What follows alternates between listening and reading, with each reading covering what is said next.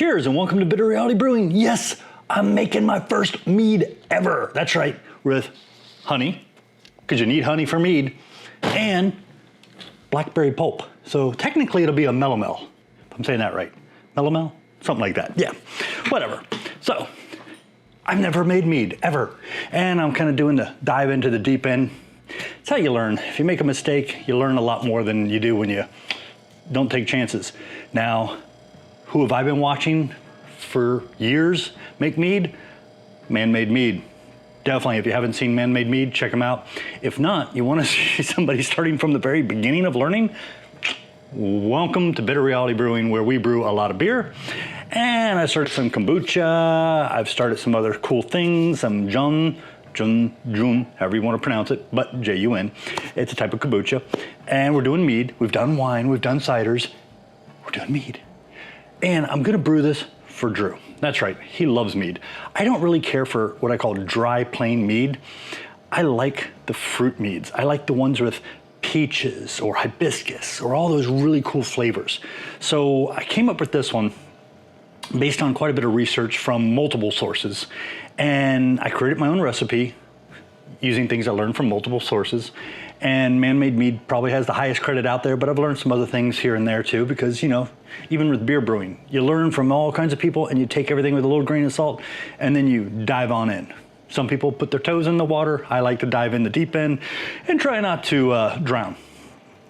So we are making a blackberry vanilla mead, melomel, but it's a fruit mead.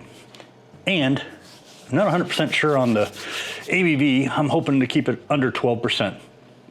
I was gonna shoot for like 7 to 8, but with the fruit and everything else in there, there's just no way. So first of all, let me crank my heat up and we're gonna go over some basics. I got 4 ounces of water, or 4 cups of water, because I'm looking to do 1 gallon, okay? So there's 4 cups of water. I'm also looking to add a little bit of tannin. I feel from everything I've read, the tannins will help give it a little bit more body and will help with the blackberry and complement it. And the bourbon vanilla or vanilla, we'll be adding that at the end, so I'm not too worried about that. And we're not looking to carbonate this. We're just looking to ferment it, bottle it, and enjoy it, and hopefully for Drew before his birthday, which is about 2 months from now. So, yeah, about 2 months. So I got 2 tea bags here. I'll toss them in once the water gets up to a boil. I'll cool that back down. I'll use that hot water to use the honey. What's the recipe? I know you're all thinking, okay, you've told us what you're doing.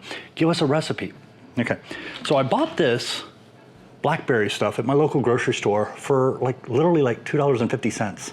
It is a frozen blackberry from, I can't remember, South America, somewhere down south of North America. And it's 14 ounces. So I got 2 of these. So that'll be a 1 3/4 pounds, basically 24 ounces of blackberry. Then I'm looking to add 2 pounds of clover honey. Why clover honey? Because it's cheap. It's very cheap. You can get it just about anywhere. Got this giant thing. I bought this a long time ago just to make mead for Drew, and I never did. And then Amazon's got this cheap stuff. Now that's unfiltered, which is great. This supposedly is natural and doesn't say anything about unfiltered, even though I think the ad did. So I have a feeling this may be filtered. But it was super cheap, I grabbed it, got some other honeys. I'm not into doing all the crazy honeys yet. I would love to. I gotta learn a little more, so. But that's it. Oh, actually, and then for the yeast, I'm looking at 2 yeasts, and we'll get into the yeast at the end. I'm not too worried right now. Vanilla extract, we'll do that later. I'm not worried about that right now. I'm just worried about getting the tea up, steep that for about 4 to 5 minutes, take that, use it to break the honey down, get it all in there, get a gallon, put the fruit in, and pitch the yeast. Okay, I got a big storm going on outside, but that's okay. I have my 2 cups of tea. Actually 4 cups, sorry, 4 cups. So it looks kind of dark. It won't be that dark when we're done. I have 2 pounds of honey and it's dried up a little bit, so a little harder to work with. I couldn't measure it out to figure out exactly how many cups I have, which I was hoping to do. So I'm gonna go ahead and we're gonna try to drop that in there without that splashing. That's gonna be fun. I guess I can use the spoon since I'm gonna be stirring it with the spoon anyways. But this is what happens when you leave honey sitting around too long. It starts to thicken up a little.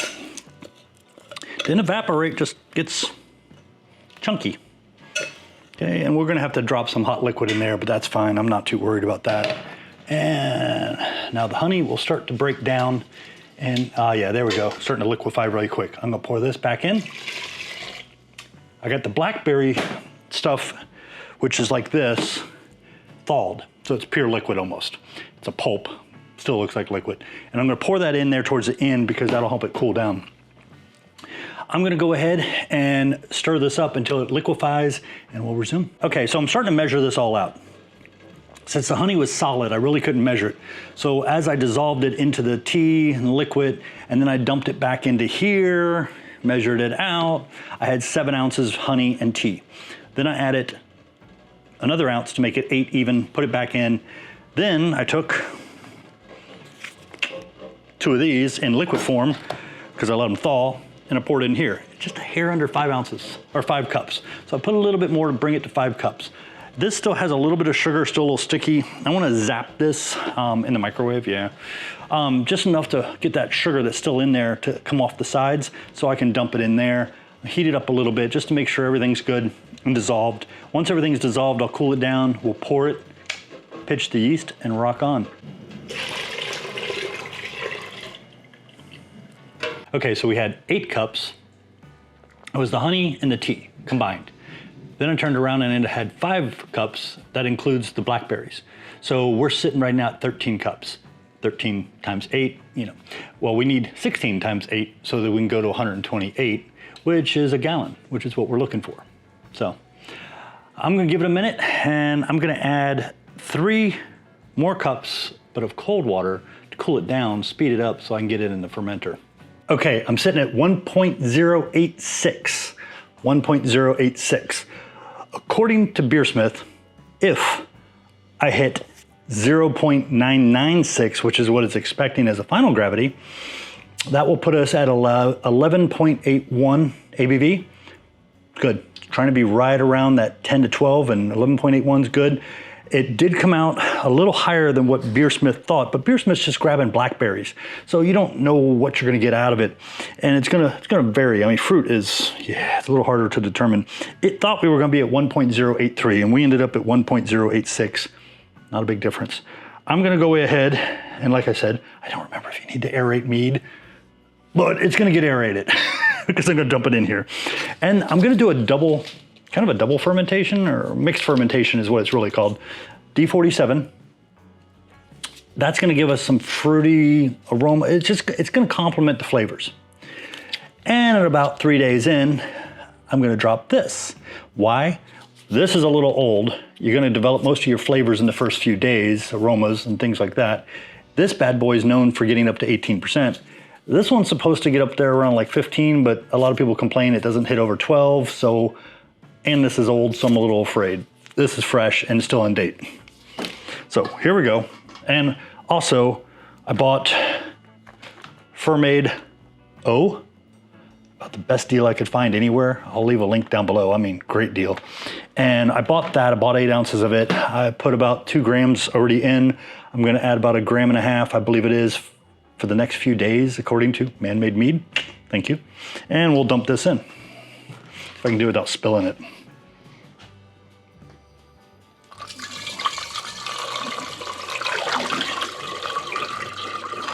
I did get a little tiny taste. It is a bit tart.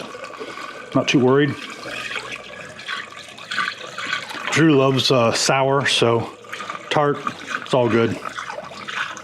I'm a huge cranberry fan, so it goes right up there with me too on tartness. If you haven't seen that, I'm looking to do a kombucha with cranberry and ginger. Love ginger, love cranberry. It's gonna be a little, it won't be tart, but it'll have a hint. Okay, that looks pretty damn good. I'll have to double check. I know Man-Made Mead says something about topping it up a little bit. I don't really want to impact the ABV, so I'm gonna let it go. Put this in there since they all gotta be cleaned anyways. Now we're gonna take our D47. Hope I can find my razor blade. Yep, there it is. And remember, these packets are for 5 to 6 gallons, so I only need a little bit of this.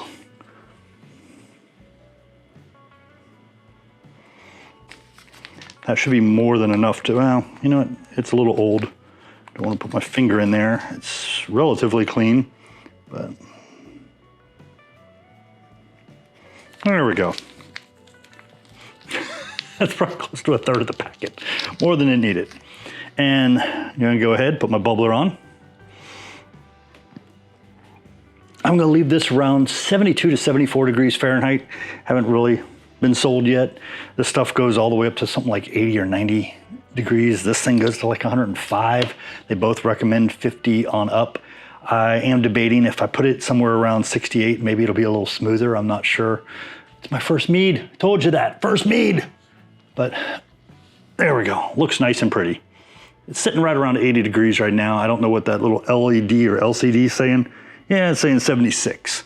So there we go. I'm showing you this so when we get it clarified and go to bottle it, you can see the difference. Not too worried about the clarification, care about flavor. Flavor is king. Thank you again for joining us here at Bitter Reality Brewing. First mead, we'll see how it goes. Cheers. Drew will be the determining factor because Drew loves mead.